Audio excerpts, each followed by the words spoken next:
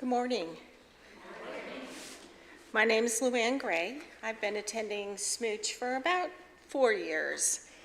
I want to welcome you to Shawnee Mission Unitarian Universalist Church. Whoever you are, whomever you love, wherever you are on your life's journey, you are welcome here. We're so happy that you've chosen this YouTube channel, this Sabbath, this sanctuary and time. We know that you have so many options on Sunday morning, and that you chose to be here is something that we celebrate. We extend an especially warm welcome to our visitors and anyone who may be watching our service online for the first time. Please complete our Get in Touch online form by clicking the link below in our video description. Today is the first Sunday of 6 lay-led summer services. 6 of the Soul Matters Deep Listening groups here at SMUUCh were asked to pick a theme and create their own service around that theme. We've been preparing for months, and this Sunday our Soul Matter group will share our theme of awe. We now invite everyone to greet each other in any way you possibly can. Elbows if you're here. If you're joining us online, please say hi in the chat.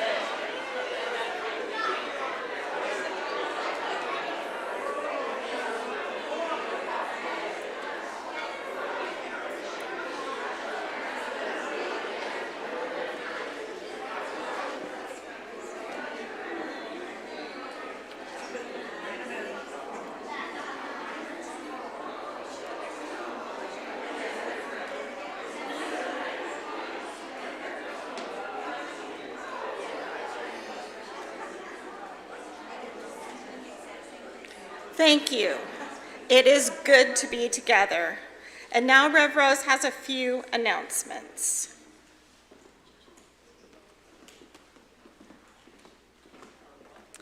Good morning. I am here today at the beginning of the service to do 2 things. First, I want to make a brief comment and hold space around what, of course, you know, that the Supreme Court has ruled to take away a constitutional right to abortion. Although expected, this has still come as a devastating blow to the health and safety of our people, and it instills in us a greater distrust and a fear that other rights will be chipped away. This is, of course, not what the American people want, and I imagine that every person in this room has grieved some this week, has been shaken by misrepresentation. So in this safety of this community of like-minded individuals, let us take a moment to breathe, feel, witness ourselves and one another in the freshness of our emotion. There is anger, there is despondency, there is fear. But rather than letting this moment pull us into hopelessness, let it instead radicalize us. Churn within us some good trouble, some openness, to alchemize this loss of safety and turn it into something grassroots and powerful. Thus, as our world spins around us, we will do as we have always done, which is spend time with our communities, churning the good earth with love, compassion, and care. We will help those around us, listen more keenly when someone voices an experience of oppression, love the beauty in one another, and find trust where the trust is strong.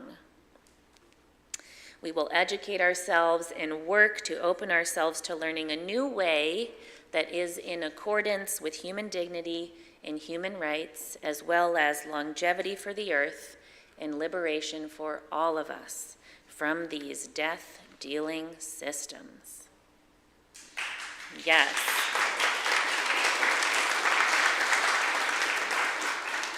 And what better way to make shifts in society than with education? Thus, I am very pleased to introduce you to our new educator, Dr. Jen Lacey. If you would please come up here.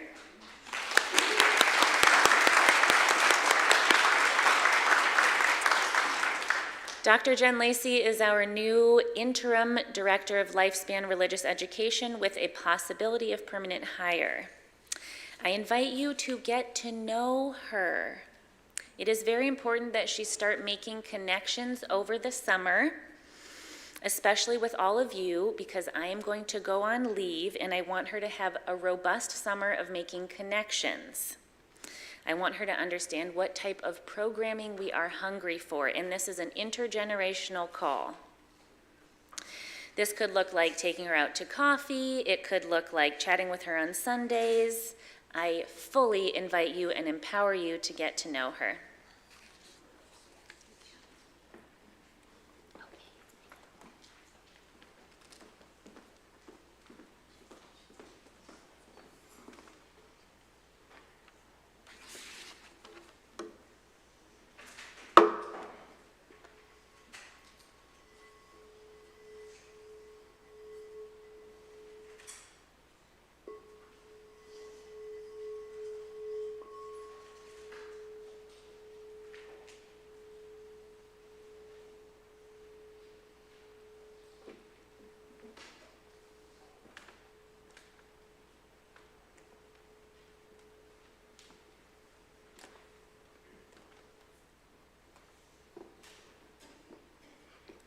Our call to worship this morning is excerpts taken from a writing by Robert Brooks entitled The Power of Awe.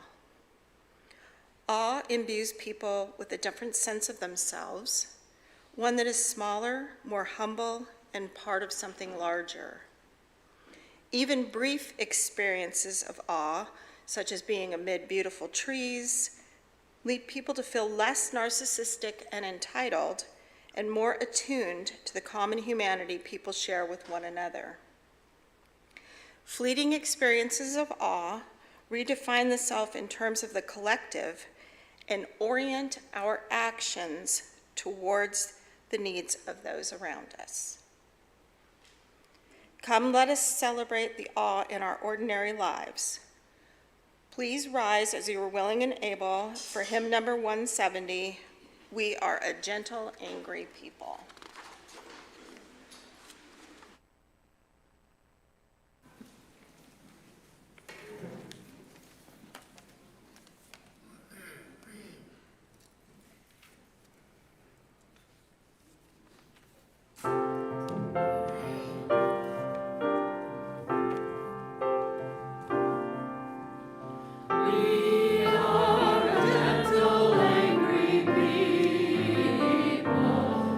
We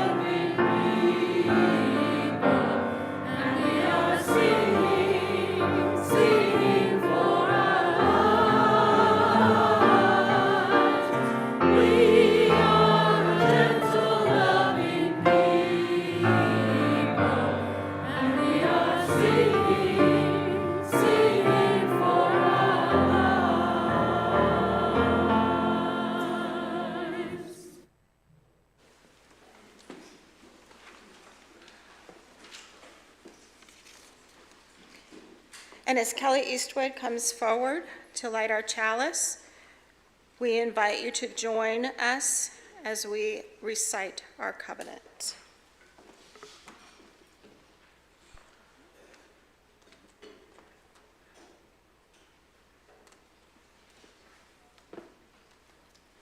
Love is the doctrine of this church. The quest for truth is its sacrament, and service is its prayer.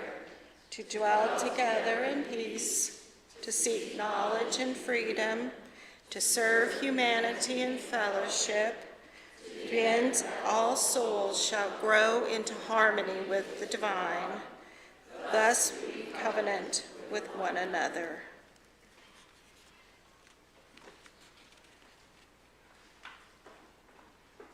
And now we invite the children to come forward. All the kids want to come forward?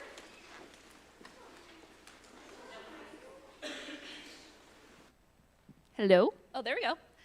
It's going to be a little tight, and we are reading a book over here with Miss Tiffany. So if you guys want to come over more in this direction. Good morning. Yeah, okay. So I'm going to be back here talking to you guys, and then I'm going to be helping Miss Tiffany read this book. But this morning in our service, we're going to be talking about awe, which is a very powerful emotion, and it's a little bit hard to describe. So a lot of people use different words to talk about awe, like inspiration, or wonder, or wow, or maybe the feeling when you get goosebumps. Those can be all words to describe awe. And we don't know exactly when we're going to feel awe, but we do know that when we're with people we love and when we're out in nature, it's a lot easier to have those moments of awe in big and little ways.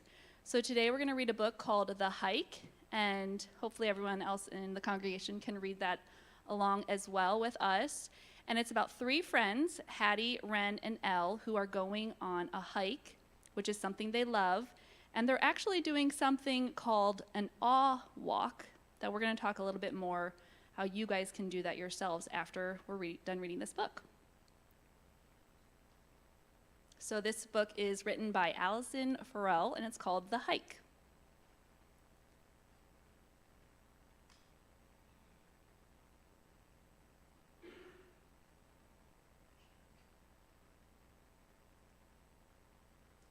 Yoo-hoo! Almost ready? Just one more cut. Just a few more feathers. We are going on a hike.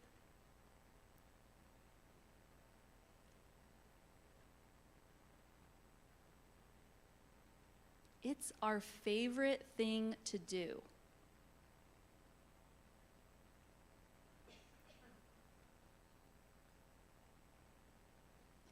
In the beginning, we run like maniacs. Hey, wait for me! Until a ripe patch of thimbleberries slows us down.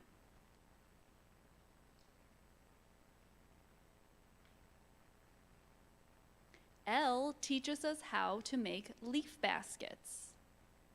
Like this, Elle? Yep.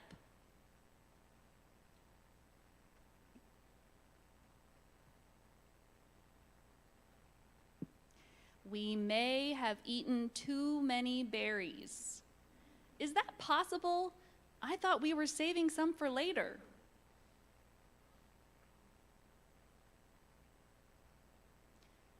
The hike gets steep and the trail narrows. Boo! Ack! Hattie, how'd you get up there so fast?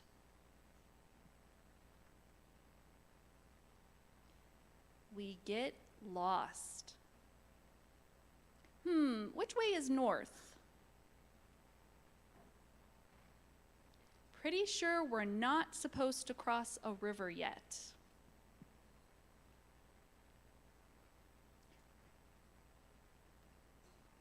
Did we go left after the berry patch? Right, I think. Ren, what's another word for blue? Azure, cerulean, cobalt.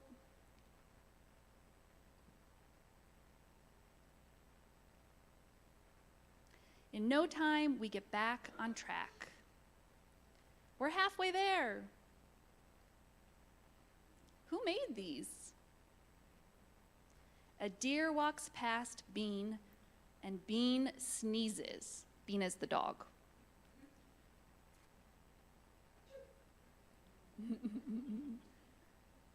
The deer vanishes so quick, we wonder if it was ever really there.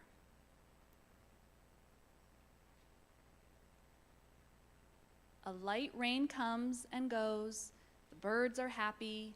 We listen to them chirp and chatter in the trees.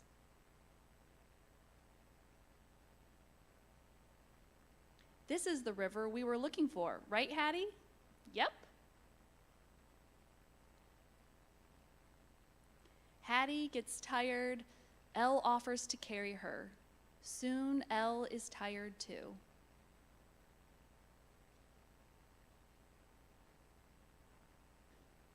I said, 30 minutes to the top. We can't hear you.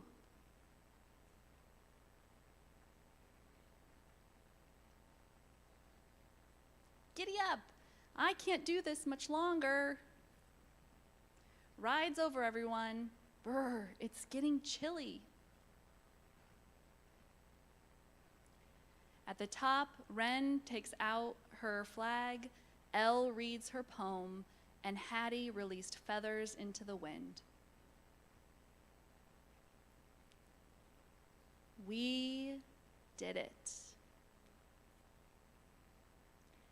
So these three friends, Wren, Hattie, and Elle, are going on a walk, and if you guys looked really closely, there were a lot of secret little birds and animals and trees that they saw. And if you noticed, Wren was taking notes in her notebook and writing down all of those very interesting and inspiring things she saw.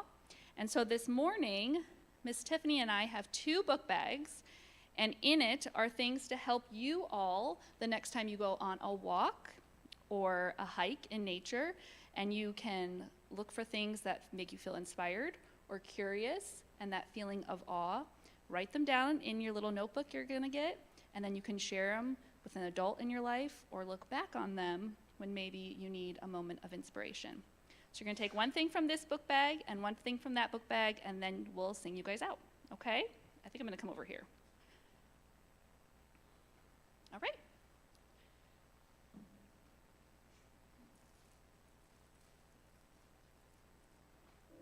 Make sure you get something from the other book bag too.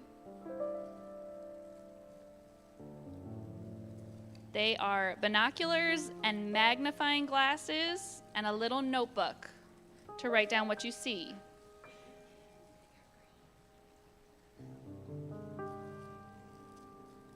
Thank you.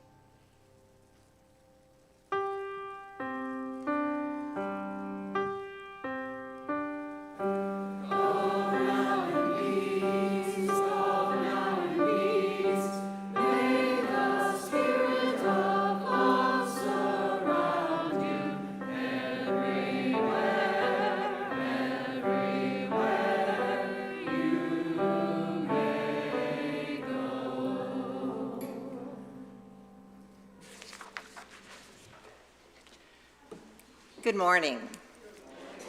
My name is Marie Bray, and my husband and I began coming to SMUUCh sometime in the fall of 2018. For the past 2 months, my Soul Matters group has been reflecting on the very special emotion of awe. Now, I love to talk about feelings. Feelings were not talked about in my family of origin, and I want to give you a little background. I was born in January of 1943. This was in the middle of the Second World War. As the United States was fighting this war in Europe, it was being broadcast by radio into American homes each night and viewed on newsreels at movie theaters all across the nation.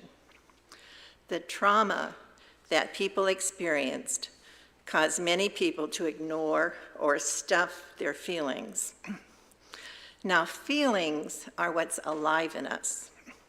You can bury a stick and it'll stay buried. But a feeling is kind of like a worm. If you bury it, it will resurface. So if you continue to ignore or stuff your feelings, you lose touch with or you disconnect with parts of yourself. During the war, men needed to be brave. They could express their anger, but they needed to deny being afraid. If a male expressed fear, they were called coward, yellow, chicken. Women were allowed to be fearful or worried, but they needed to keep the home fires burning while their men were away. So if they expressed anger or frustration, they were considered unpatriotic and sometimes called the B word. During that time, feelings were not important. You were expected to do your duty no matter what you felt. Now, growing up in my family, feelings were discouraged. My parents had learned to stuff their feelings, and they taught us to stuff our feelings. The only really accepted feeling was happy. If you weren't happy, then just keep your mouth shut. Or, if you don't stop crying, I'll give you something to cry about. You can relate to that, I think a little, some can. Now, I think our society has come a long way in realizing how important it is to recognize our emotions. Feelings are neither right nor wrong. They are very important because they give us valuable information about ourselves and our needs. Today, especially today, as I look around our world, we see so many people who are dealing with trauma. And trauma, by its very nature, causes disconnection. Disconnection from ourselves, from each other, and even from nature itself. But just as trauma disconnects us from ourselves and each other, there is another feeling that can help us reconnect, and that feeling is awe. Scientists are now studying awe. They say that this feeling can transform our health and happiness. It's been noted that this one emotion appears to increase a person's feeling of connectedness and willingness to help others. Researchers have found that it is a fast and powerful method of personal growth and change. It was discovered that this emotion helped people be more creative, better problem solvers, and improve their social function with a more positive attitude. Health-wise, it appears to lower inflammation and blood pressure, and it strengthens the immune system. Now, awe is a heart-centered emotion. It brings us both down in size and expands us. It's the feeling of wonderment after seeing something amazing or spectacular. When we glance at the stars in our galaxy, look at rainbows, sunsets, babies, even firework displays. When we see videos of deep-sea creatures with bioluminescent bodies, or images of the northern lights that are really otherworldly. All of this reminds us that the universe is more vast than we can imagine, and it leaves us with a sense of wonder and amazement that at times can overwhelm us. A person can't help but feel humbled and small, but it also shifts our attention away from ourselves. It expands us, and we feel like we are a part of something greater. It often leads people to cooperate, share resources, and sacrifice for others.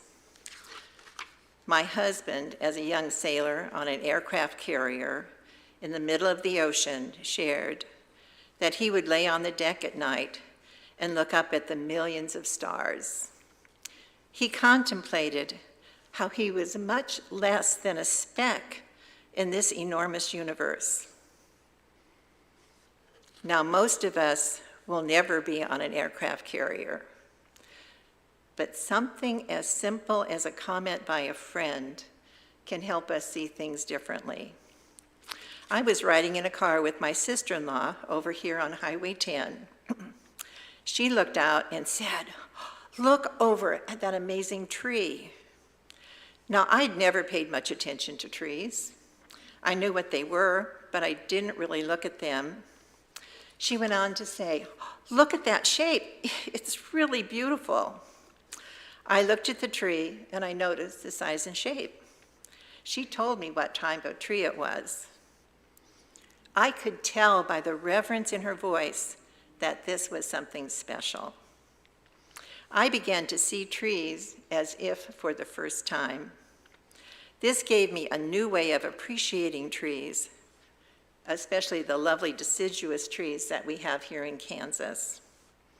Now, I have even been heard to exclaim, "Wow, look at that amazing tree." Okay, see this acorn, this tiny little acorn? I have a beautiful shingle oak tree in my backyard, and it is over 50 feet tall. Now, it can get up to 100 feet tall. It grew from a tiny acorn just like this. Awe is simple, and it can be contagious. So the next time you hear yourself say, "Ah," or "Oh," or "Wow," just be aware that you are experiencing something that has wonderful benefits. It can connect you to yourself, to others, and to nature. Plus, it can make you healthier. At these times, you have received a gift, and anyone you share that gift with can receive it too. So I encourage you to be aware of all of your emotions, especially the feeling of awe. Thank you.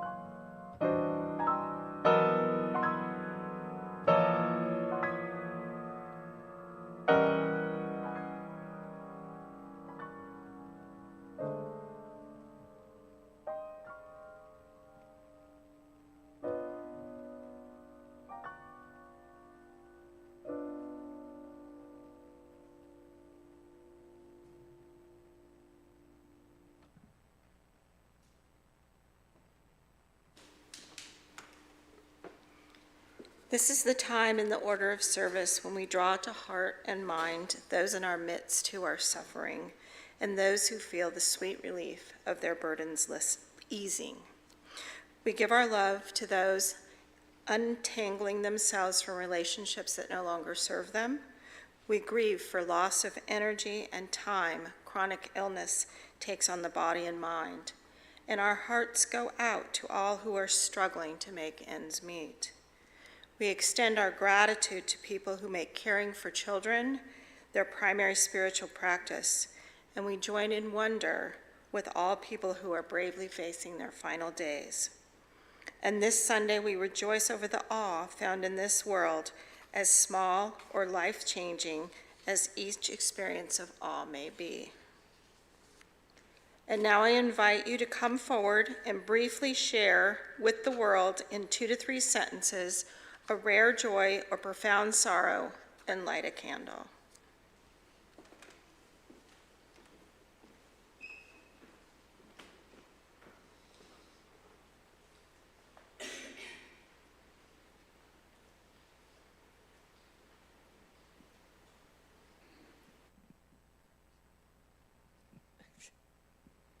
Hi, I'm Rachel McElhaney. I am lighting this candle for my dad, who was hit by a car while riding his bicycle a couple of weeks ago. He has a head injury and a fractured pelvis. He's recovering at home now and will most likely make a full recovery, although it'll be a long, slow process, which is good. The unfortunate thing is he was supposed to be my caregiver when I moved to St. Louis for 3 months after my lung transplant, so we're trying to figure out what to do about that. So if you could keep us in your thoughts, that'd be great. Thanks.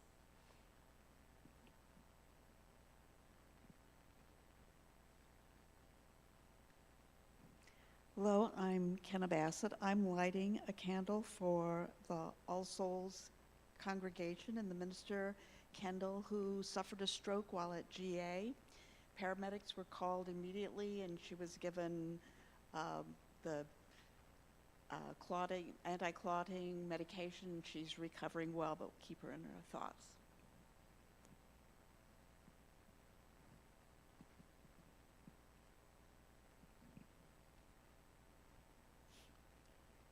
My name's Annette Box. I'm lighting this candle in memory of Dutch Harpool and Pat Green, two of my favorite people who were longtime members here that both passed away in the last year. Dutch's memorial service is today at 12:30, in case anyone may not have heard.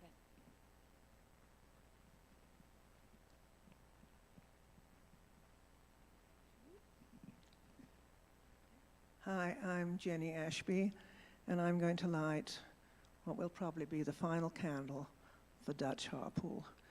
Dutch has his memorial service at 12:30 following this service, and he was such a wonderful, wonderful member of our congregation and a wonderful friend.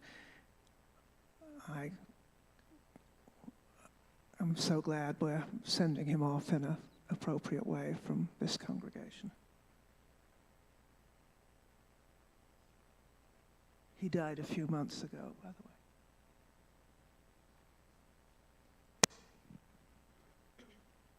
I'm Kira Sexton, and I'm lighting this candle for my parents, who are both members of the congregation. They are recouping from COVID after Dad was in the ER. They're doing well. They're just not here. So far, so good on that. And if anybody knows how to run the dishwasher to help with the coffee cups after service, that would be great.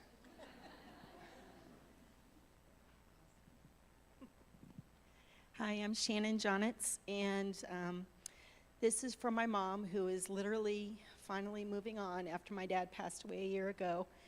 Moving house, she found the house that she wants, the house of both of their dreams when they were going to downsize, so she's doing that here in a month or two. And also for my son, who found love, for those of you who know Andrew, and he's moving in with his girlfriend here in the next month, and I'm thrilled. So they're wonderful. So.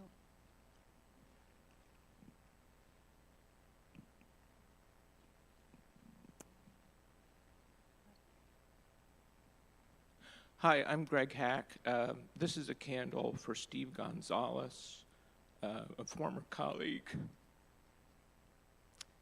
who passed yesterday. Was a great guy. Oh, and Tina and I are supposed to run the dishwasher, so the rest of you take it easy.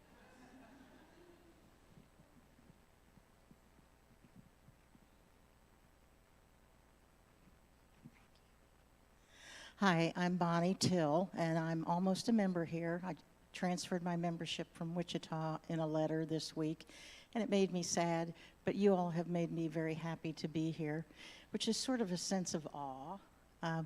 But the thing that really makes my soul sing is when I'm driving or just walking outside and I see a flock of birds take off and all in together, and it's called murmuration, where they suddenly all change direction, and it's so beautiful. Every time I see it, I'm just overcome by it. It's so beautiful.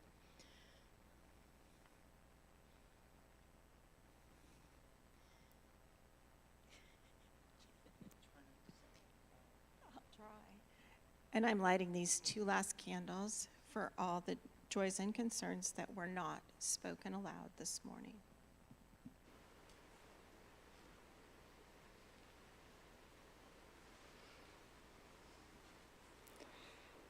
Good morning.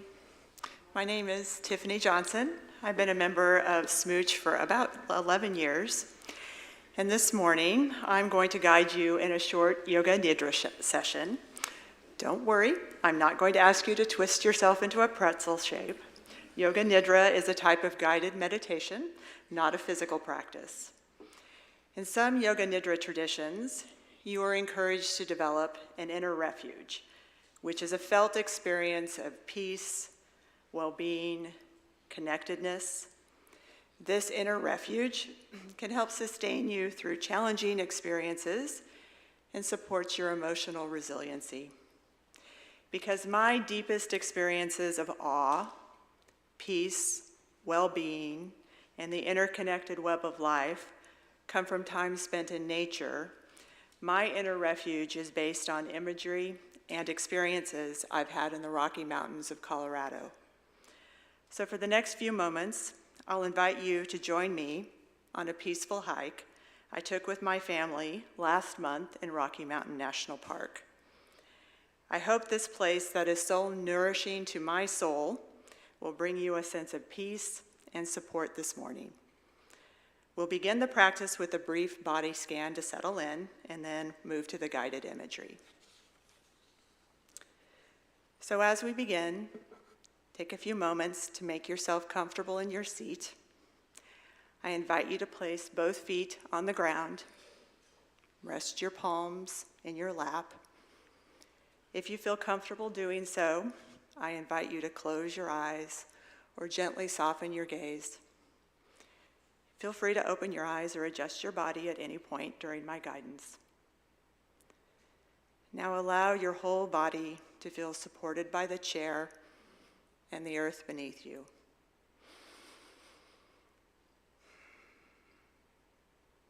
Now allow your attention to move through your body, following the guidance of my voice while your body remains still. Relax the center of the forehead, the base of the throat, the right shoulder, right elbow, wrist, fingers. Relax the left shoulder, left elbow, wrist, shoulders. Relax the center of the chest, base of the throat, center of the forehead. Now I invite you to imagine you are standing near a tree-lined mountain stream. You can see the sky blue and expansive above you. The air is cool and crisp.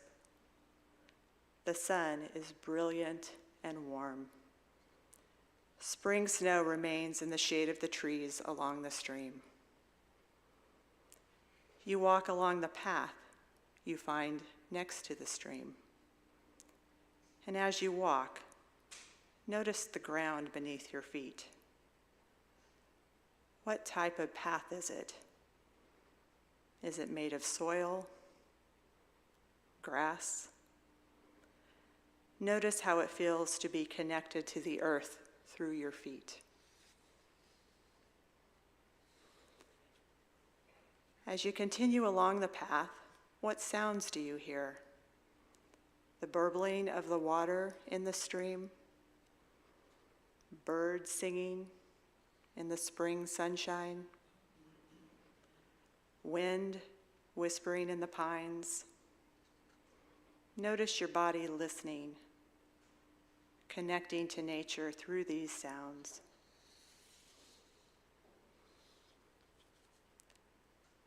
As you continue along the path, what do you smell?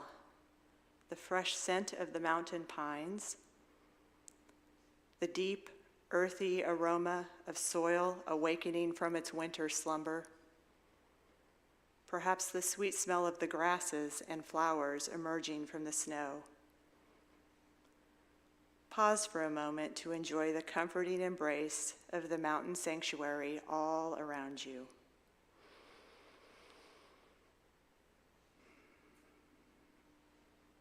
Now, I invite you to return to the sensations in your body. Sense the earth beneath you, the room around you. When you're ready, flutter your eyes open. Our practice is complete.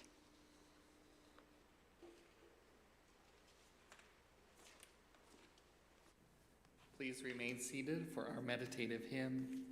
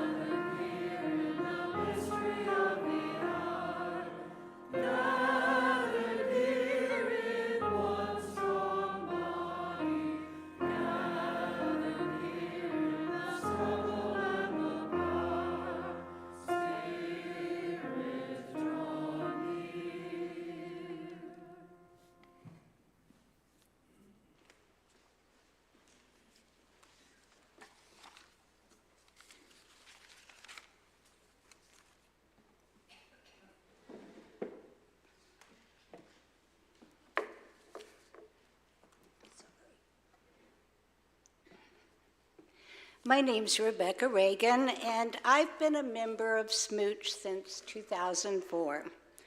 Prior to that time, I spent much of my adult life living and working in other countries, especially Japan, Portugal, India, and Nepal.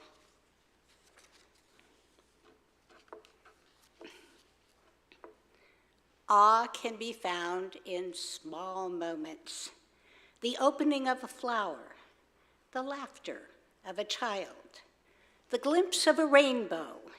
It can be a blink of wonder, a moment that we savor and then move on from. But sometimes it can seem huge, all-encompassing and life-changing. It's such an experience in my life that I'd like to share with you. So, again, feel free to close your eyes and try to imagine. The time was 1973. The place, Nepal, and I, a much younger I, was sitting beside a turquoise pool at the base of Kalapatar, feeling utterly overwhelmed by my surroundings. Kalapatar is a part of the Everest Trek. Everest, for all its glory, is a difficult mountain to see. It's hidden behind other mountains so that only the small corner of its peak is visible to our eyes. It's only from the top of Kalapatar at 18,000 feet that one can get a clear view of Everest. So that was my goal, and I was almost there. But now, when I look back on it, I realize it hadn't been my goal in the beginning. In the beginning, I'd had no idea how far I'd get. I'd walked through dense forest with green trees and bright flowers, There had been streams gurgling over rocks and blue skies overhead. In the beginning, there had been the sounds of life, the cry of birds, the rustling of the leaves.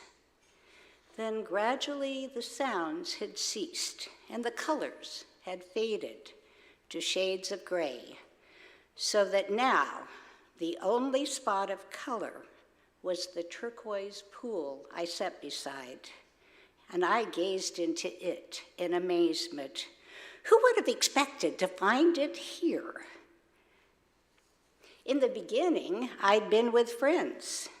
We'd climbed the mountain together to the monastery at Tingboche. Oh, such a holy place, nestled against the mountainside. We'd watched Tibetan monks in purple robes chant and ring bells at dawn and dusk. At night, they'd blow into long horns whose bells curved up from the earth.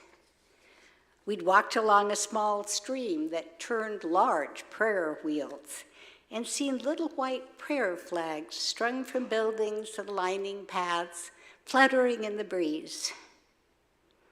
That was where my companions left me, Tingboche. They'd gone down, but I'd continued. So now I found myself utterly alone as I had ever been in a silent world. In the beginning, the mountains had been distant. At night, we'd sat on the steps of our lodge, breathed in the air, and absorbed the view. These were moments of awe and wonder, and I'd been spellbound. I'd always felt a special draw to the mountains, I who was born in Kansas, one of the flattest places on earth. Sitting outdoors, gazing at the night sky, surrounded by the mountains with a full moon overhead. Why would anyone ever live anywhere else, I wondered. But the mountains were no longer distant. The mountains towered all around me, ghostly monuments in black and white, and I was beyond wonder. Everything was in black and white, in shades of gray. It was alien and surreal. It was a barren, rugged land with boulders and glacial moraine, like the surface of the moon, I thought. Already, I'd gone beyond the last outposts of civilization and crossed over into the twilight zone. Others had told me that the rarefied atmosphere would play with my mind, that I might even experience feelings of euphoria. But it wasn't euphoria I felt, not at that moment. Kalapatar loomed before me like a gigantic sand dune. I should move on, I thought, but I didn't. The cold wind whipped through my clothes and clung to my skin. Tears stung my cheeks, and I struggled to breathe. And in that moment, my whole life seemed to pass before me. I looked again at that brown dome. Well, only a hillock, really. This would be nothing, I foolishly thought, as I rose to continue. Slowly, I began the ascent. Well, the crawl, really. My feet were like 100-pound weights, and my breath came out in gasps. Well, I was above 17,000 feet, and every step was an effort. And all my efforts were focused on the top. Well, I walked for what seemed like an eternity when I gave myself permission to stop and see how far I'd come. And as I turned around, my breath caught in wonder. I've read that in moments of awe, we find ourselves altered by an instant electrified emotion. And that's what I felt in that moment. Below me, and probably far, far away, I could see the white peaks of a glacier, like puffs of whipped cream. Above me and close at hand were the looming peaks of the Himalayas. Streaks of light cut across the scene, and my mind fluttered and wandered, grasping at strands of thought. I thought about my place in the human race. I thought about the others I'd met on the trail, men for the most part, gathered around the fire at night. But the thought was disturbing. Something in their attitudes had shut me out, relegated me a place a little further from this fire. Oh, they were civil enough, but they were men in a men's world. And it was inherent in their manner that the mountain was no place for a woman. One had even said as much. I thought about the man who was part of my life in Kathmandu, a man who shared similar sentiments of rugged endurance and fierce independence. I'd wanted him to come with me on the trek, but now I was glad he hadn't. This was my journey. In Kathmandu, I'd gotten involved with a fledgling women's group.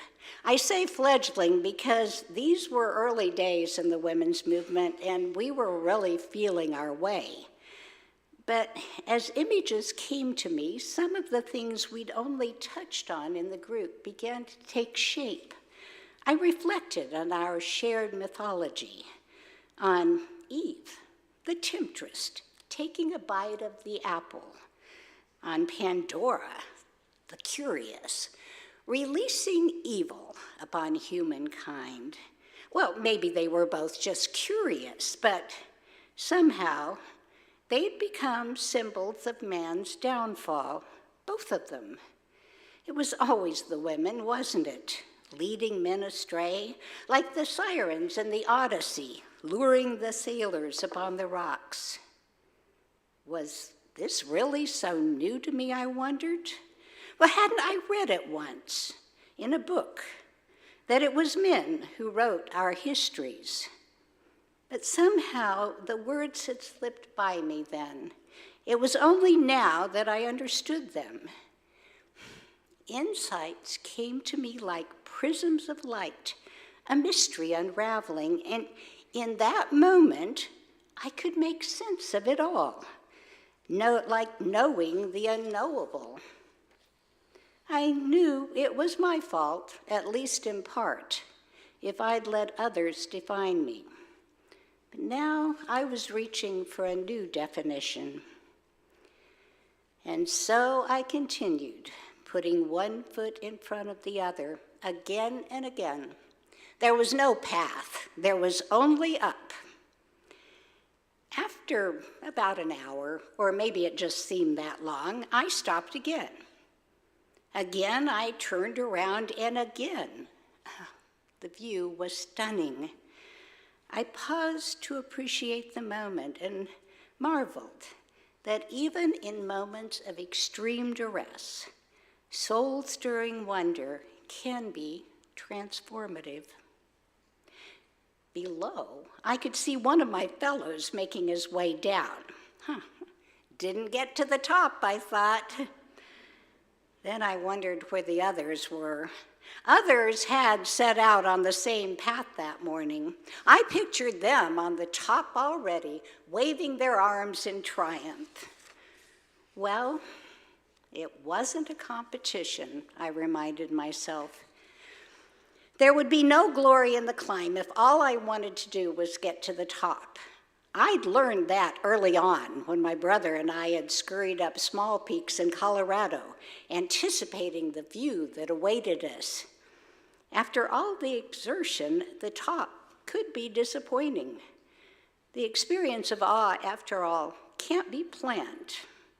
It happens upon us in moments that take us by surprise. It was never the view from the top I remembered. It was the journey. And this was a journey I would never forget.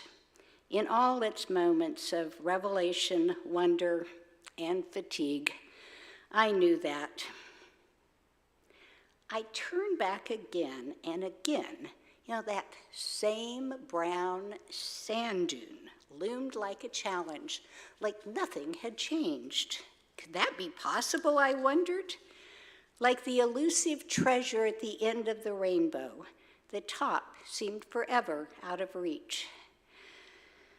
Again, I plodded on, but soon the clouds began rolling in, and I grew concerned. You know, if I didn't hurry, Everest would disappear beyond the mist. Well, who knows how close I really was when I finally decided I'd gone far enough. Above me was that same brown hillock, tantalizing in its proximity and forever out of reach. Meanwhile, the clouds had rolled in, and most probably the mountain had disappeared. More than that, though, my head throbbed, and a queasy feeling of nausea filtered through my body. Oh, it was a wise man who said, "The mountain decides whether you climb it or not." The art of mountaineering is knowing when to go, when to stay, and when to retreat. And I had gone far enough. It was time to start back. Mountain sickness was a killer, and it had to be taken seriously. But even in that nauseous state, I was filled with a sense of awe. One might say that awe is in the moment, ephemeral in its nature, a glimpse of wonder never to be repeated. But every time I turned around, my prospect had changed. Every moment, the sun had been at a different angle. Now, the clouds had moved in to lace the edges of the peaks, and I descended through a mist. There are many analogies about the descent of the mountain. I faced this one with mixed emotions. I hadn't, after all, reached the top, but that didn't mean I hadn't reached my goal. Maybe I'd gotten even more than I'd planned for.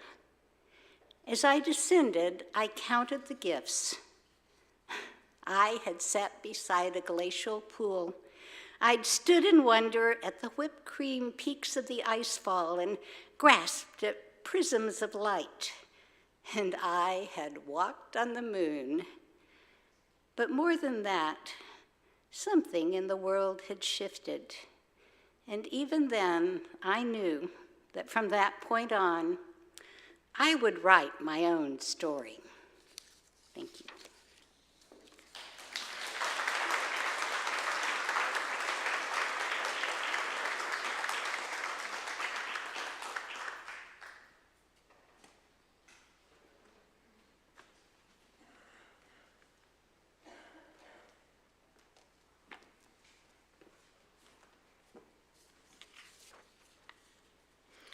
The work of the church depends on us, our generosity of time, wisdom, and financial resources. We invite you to give generously to support the ongoing work of the church. The offering will now be given and received in grateful appreciation of our shared values.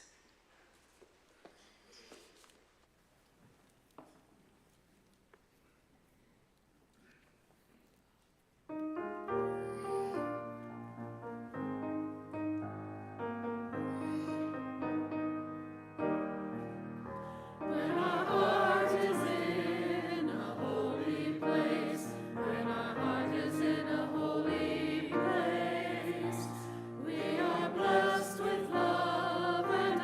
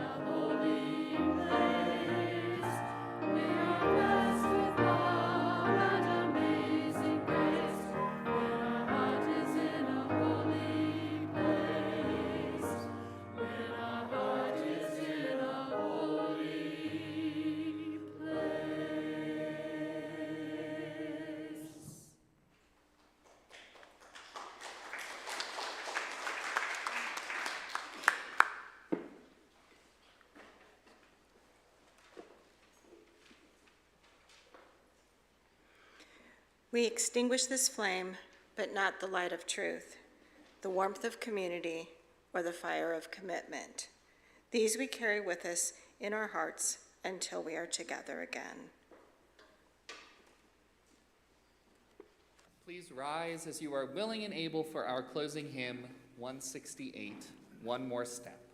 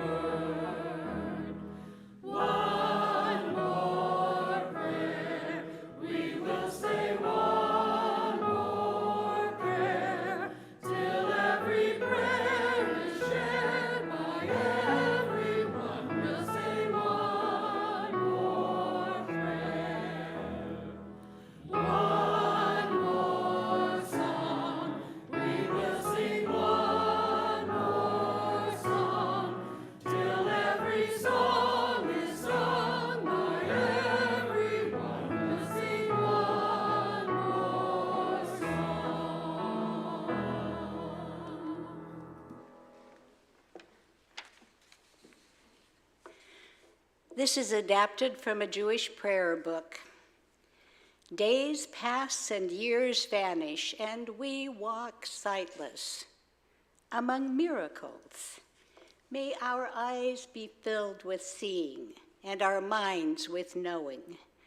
Let there be moments when lightning illuminates the darkness in which we walk.